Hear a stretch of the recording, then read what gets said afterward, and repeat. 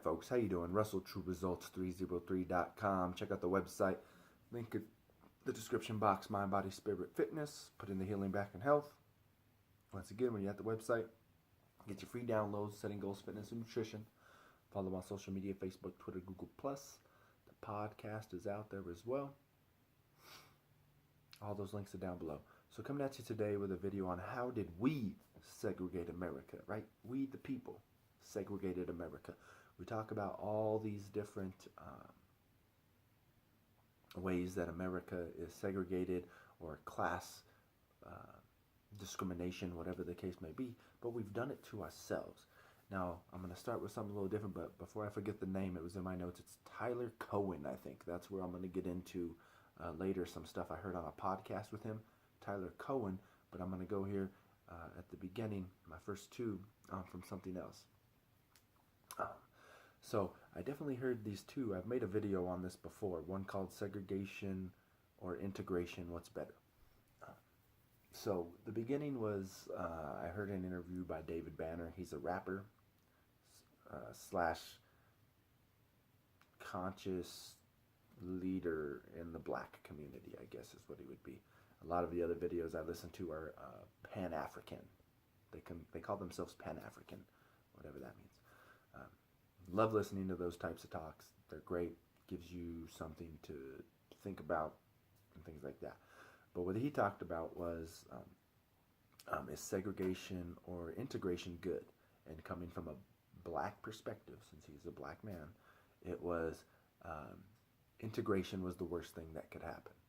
Because at least when we were segregated, we knew who our enemy was, which I guess he meant the white man. We knew who our enemy was, but once we integrated, we lost focus, and now we no longer know that white people still hate black people, right? Interesting concept, I understand it.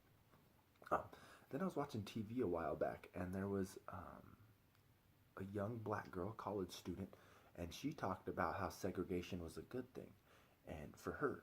And what she meant was, is she went to she ended up transferring. She said in high school she was, one of the few black people in her school. And then from there she decided to go to an all-black college. And for her, she said it was one of the greatest things she could have done for herself, because when she was just at an all-white school, she was just the black girl.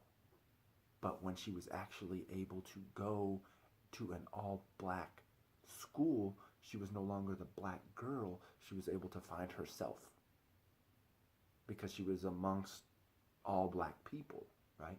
So now she was able to find her own way, instead of trying to live the stereotype of what a typical black young woman would be, I guess, right? Which I thought was very great. I thought that was a good concept for that.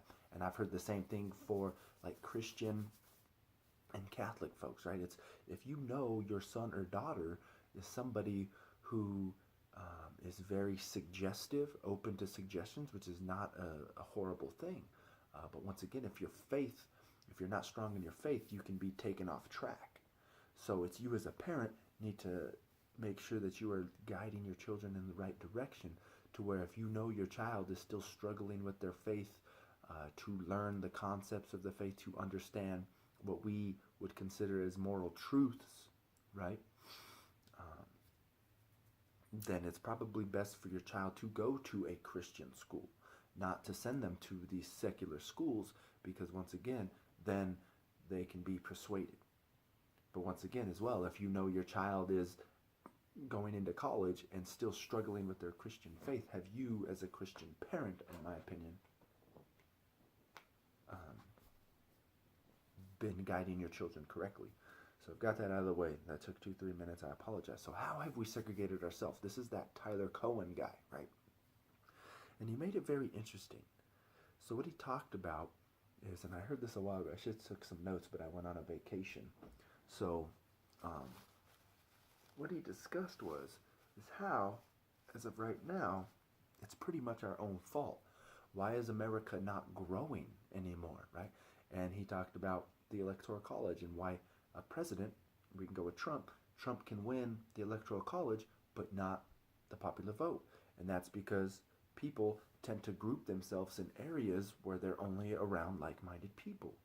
That's why a majority of liberals live in California, New York, these large populated areas, which makes it difficult then to win an electoral college. All right, so that's how we segregate ourselves in one way. We're doing it in that sense. So all of a sudden, you're creating your own downfall for the political system, right? And that's been in place since the beginning, a long time ago. It's not like it's something that the Republicans just created to create the downfall of Democrats, right? But what he talked about as well is we as a society have come complacent. We as the people, right?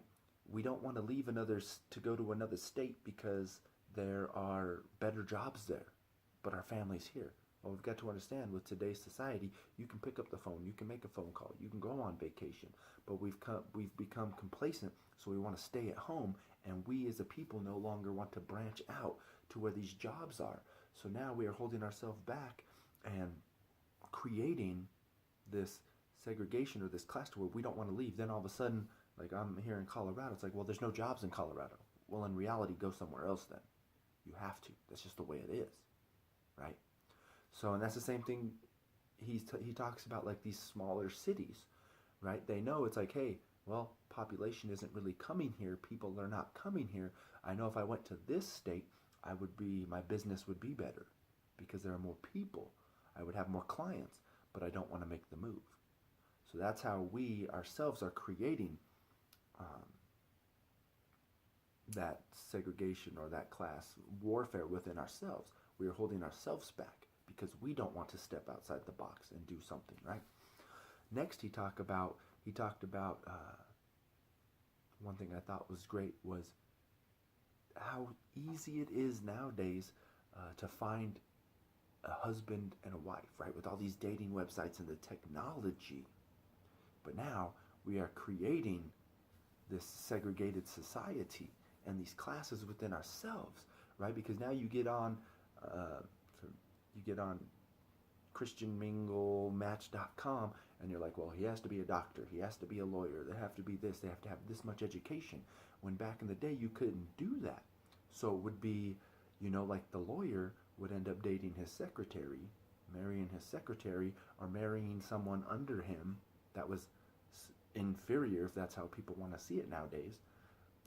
But in reality, you would marry someone outside of your class because it didn't matter, right? It didn't matter because those were the people that you hung around with that were in your circle. You didn't segregate yourself to only this class or this class. And in not doing that, you were able to lift people out of so-called poverty and create a better society for those under you because you weren't worried about just trying to marry someone that had your same stature in society, which I thought that was a very creative way to look at things, because that's what we do. The next thing was, right back then, we didn't have these rich neighborhoods versus poor neighborhoods. Everybody, like the doctor lived next to his client. The lawyer lived next to people. The person that made $200,000, $300,000 a year, $1 million a year was living next to the person that made 40. But once again, now that we've had this influx of finance, now we segregate ourselves. Oh, I make $1 million, I'm living here. I make 100,000, I'm moving out of this place. I need to move here. I need to move here. So once again, we, as ourselves, trying to satisfy the ego and let other people know that we have money, we make a good living, we have created this social class, all because we want to stroke our ego, right? We want people to know we're successful. So in reality, we the people have created this issue, this problem, and we've got to understand that, right?